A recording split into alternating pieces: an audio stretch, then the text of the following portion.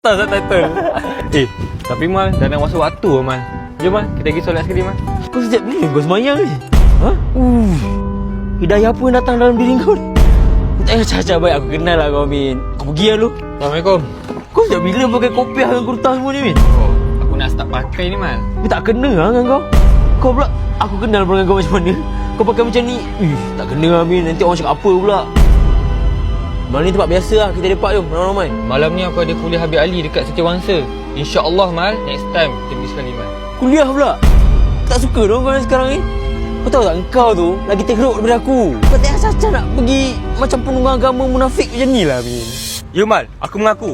Aku tunggal agama, aku acah-acah halim. Tapi kalau bukan kita orang Islam yang nak acah-acah halim, nak tunggal agama, siapa lagi Mal? Takkan kita nak acah-acah halim neraka Mal? Kehidupan kita ni Mal, bukan untuk dunia semata-mata lah Mal. Ingat juga untuk akhirat kita, bekalan kita nak buat balik nanti Mal. Muda-muda ni Mal, takkan kita nak habis dengan perkara lara, sia-sia Mal. Ajar tak kena umur Mal. Kau bayangkan, kau mati, kau tengah buat maksiat. Apa kau nak cakap depan Allah nanti Mal? Sekarang ni, kau nak ikut aku pergi sembahyang ke tak?